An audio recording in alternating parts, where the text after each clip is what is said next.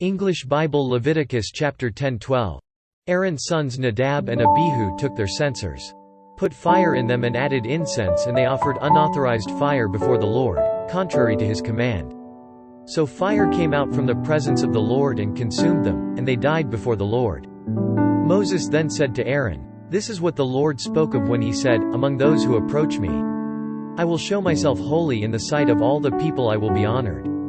Aaron remained silent. Moses summoned Mishael and Elzaphan, sons of Aaron's uncle Uzziel, and said to them, "Come here. Carry your cousins outside the camp, away from the front of the sanctuary." So they came and carried them, still in their tunics, outside the camp, as Moses ordered. Then Moses said to Aaron and his sons Eleazar and Ithamar, "Do not let your hair become unkempt, and do not tear your clothes, or you will die. And the Lord will be angry with the whole community. But your relatives, all the house of Israel, may mourn for those the Lord has destroyed by fire. Do not leave the entrance to the tent of meeting, or you will die, because the Lord's anointing oil is on you." So they did as Moses said. Then the Lord said to Aaron, "You and your sons are not to drink wine or other fermented drink whenever you go into the tent of meeting, or you will die. This is a lasting ordinance for the generations to come. You must distinguish between the holy and the common, between the unclean and the clean. And you must teach the Israelites all the decrees the Lord has given them through Moses." Moses said to Aaron and his remaining sons, Eleazar and Ithamar, "Take the grain offering left over from the offerings made to the Lord by fire and eat it prepared without yeast beside the altar, for it is most holy. Eat it in a holy place, because it is your share and your son's share of the offerings made to the Lord by fire, for so I have been commanded.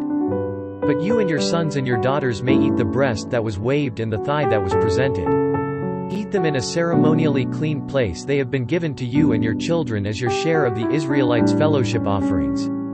The thigh that was presented and the breast that was waved must be brought with the fat portions of the offerings made by fire, to be waved before the Lord as a wave offering. This will be the regular share for you and your children, as the Lord has commanded." When Moses inquired about the goat of the sin offering and found that it had been burned up, he was angry with Eleazar and Ithamar, Aaron's remaining sons, and asked, "Why didn't you eat the sin offering in the sanctuary area? It is most holy. It was given to you to take away the guilt of the community by making atonement for them before the Lord. Since its blood was not taken into the holy place, you should have eaten the goat in the sanctuary area, as I commanded." Aaron replied to Moses, "Today they sacrificed their sin offering and their burnt offering before the Lord, but such things as this have happened to me. Would the Lord have been pleased if I had eaten the sin offering today?" When Moses heard this, he was satisfied. Leviticus chapter 11. The Lord said to Moses and Aaron, "Say to the Israelites, of all the animals that live on land, these are the ones you may eat. You may eat any animal that has a split hoof completely divided and that chews the cud. There are some that only chew the cud or only have a split hoof, but you must not eat them. The camel, though it chews the cud, does not have a split hoof. It is ceremonially unclean for you. The coney, though it chews the cud, does not have a split hoof. It is unclean for you. The rabbit, though it chews the cud, does not have a split hoof. It is unclean for you. And the pig, though it has a split hoof completely divided, does not chew the cud. It is unclean for you. You must not eat their meat or touch their carcasses. They are unclean for you. Of all the creatures living in the water of the seas and the streams, you may eat any that have fins and scales. But all creatures in the seas or streams that do not have fins and scales, whether among all the swarming things or among all the other living creatures in the water, you are to detest. And since you are to detest them, you must not eat their meat, and you must detest their carcasses. Anything living in the water that does not have fins and scales is to be detestable to you. These are the birds you are to detest and not eat because they are detestable: the eagle, the vulture, the black vulture, the red kite, any kind of black kite, any kind of raven, the horned owl, the screech owl, the gull, any kind of hawk, the little owl, the cormorant, the great owl, the white owl, the desert owl, the osprey, the stork, any kind of heron, the hoopoe and the bat. All flying insects that walk on all fours are to be detestable to you. There are, however, some winged creatures that walk on all fours that you may eat: those that have jointed legs for hopping on the ground. Of these you may eat any kind of locust, katydid, cricket or grasshopper. But all other winged creatures that have 4 legs you are to detest. You will make yourselves unclean by these. Whoever touches their carcasses will be unclean till evening. Whoever picks up one of their carcasses must wash his clothes, and he will be unclean till evening.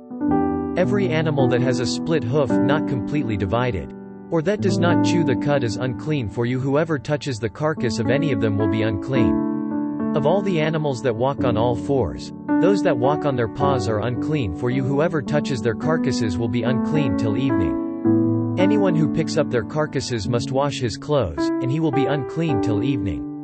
They are unclean for you. Of the animals that move about on the ground, these are unclean for you: the weasel, the rat, any kind of great lizard, the gecko, the monitor lizard, the wall lizard, the skink and the chameleon. Of all those that move along the ground, these are unclean for you. Whoever touches them when they are dead will be unclean till evening. When one of them dies and falls on something, that article, whatever its use, will be unclean, whether it is made of wood, cloth, hide or sackcloth. Put it in water, it will be unclean till evening, and then it will be clean. If one of them falls into a clay pot, everything in it will be unclean, and you must break the pot. Any food that could be eaten but has water on it from such a pot is unclean, and any liquid that could be drunk from it is unclean. Anything that one of their carcasses falls on becomes unclean. An oven or cooking pot must be broken up. They are unclean, and you are to regard them as unclean. A spring, however, or a cistern for collecting water remains clean, but anyone who touches one of these carcasses is unclean. If a carcass falls on any seeds that are to be planted, they remain clean. But if water has been put on the seed and a carcass falls on it, it is unclean for you. If an animal that you are allowed to eat dies, anyone who touches the carcass will be unclean till evening. Anyone who eats some of the carcass must wash his clothes, and he will be unclean till evening. Anyone who picks up the carcass must wash his clothes, and he will be unclean till evening. Every creature that moves about on the ground is detestable, it is not to be eaten. You are not to eat any creature that moves about on the ground, whether it moves on its belly or walks on all fours or on many feet, it is detestable.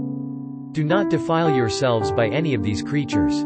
Do not make yourselves unclean by means of them or be made unclean by them. I am the Lord your God. Consecrate yourselves and be holy, because I am holy. Do not make yourselves unclean by any creature that moves about on the ground.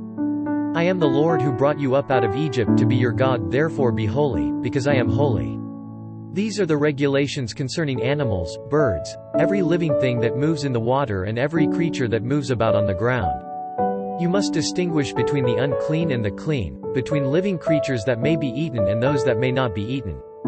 Leviticus chapter 12. The Lord said to Moses, "Say to the Israelites, a woman who becomes pregnant and gives birth to a son will be ceremonially unclean for 7 days. Just as she is unclean during her monthly period. On the 8th day the boy is to be circumcised. Then the woman must wait 33 days to be purified from her bleeding. She must not touch anything sacred or go to the sanctuary until the days of her purification are over. If she gives birth to a daughter, for 2 weeks the woman will be unclean, as during her period. Then she must wait 66 days to be purified from her bleeding. When the days of her purification for a son or daughter are over, she is to bring to the priest at the entrance to the tent of meeting a year-old lamb for a burnt offering and a young pigeon or a dove for a sin offering. He shall offer them before the Lord to make atonement for her, and then she will be ceremonially clean from her flow of blood. These are the regulations for the woman who gives birth to a boy or a girl. If she cannot afford a lamb, she is to bring 2 doves or 2 young pigeons, one for a burnt offering and the other for a sin offering. In this way the priest will make atonement for her, and she will be clean.